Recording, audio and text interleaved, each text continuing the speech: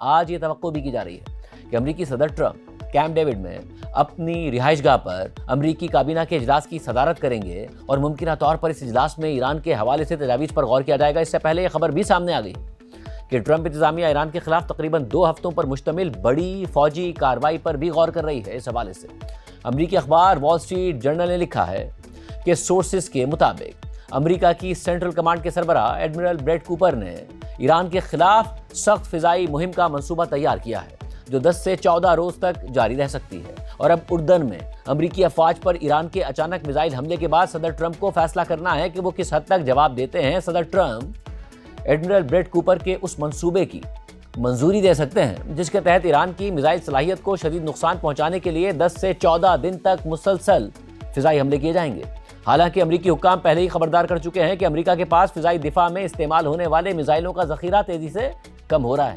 دوسرا راستہ یہ ہے کہ صدر ٹرمپ محدود فوجی کارروائی پر اکتفا کریں تاکہ سفارتی کوششوں کے لیے بھی گنجائش باقی رہے۔ اس ساری صورتحال میں اہم بات یہ ہے کہ کل رات کو امریکہ کی جانب سے ایران کے اندر کسی نئے حملے کی اطلاع سامنے نہیں آئی،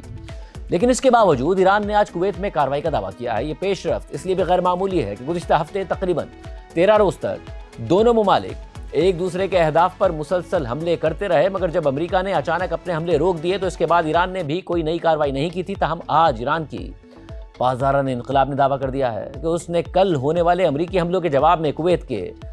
احمد الجابر ایئر بیس پر موجود امریکی فوجی تنصیبات کو نشانہ بنایا ہے۔ اس کے علاوہ پاسداران انقلاب نے یہ بھی دعویٰ کر دیا ہے کہ اس نے اسٹریٹ آف ہرمز سے گزرنے کی کوشش کرنے والے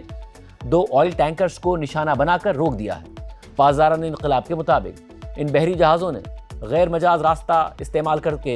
ایران کے طے شدہ ضوابط کی خلاف ورزی کی تھی، اور یہ دونوں بحری جہاز امریکی فوج کی فضائی نگرانی میں سفر کر رہے تھے، لیکن ایرانی وارننگز کو نظر انداز کرنے پر انہیں روک دیا گیا۔ اس ساری صورتحال میں بدھ کی رات کو مصر کی ایک بندرگاہ پر کھڑے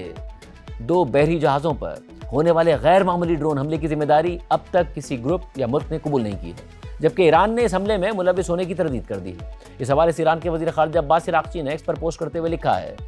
کہ مصر خطے میں ہمارا ایک اہم دوست اور پارٹنر ہے اور اس کی سلامتی ہمارے لیے انتہائی اہم ہے۔ ہم سب کو اسرائیل کی سازشوں اور ایسے فالس فلیگ آپریشن سے ہوشیار رہنا چاہیے جن کا مقصد خطے کے امن کو نقصان پہنچانا ہے۔ خطرہ واضح ہے، مشترک ہے اور مسلم اتحاد سے خوفزدہ ہے،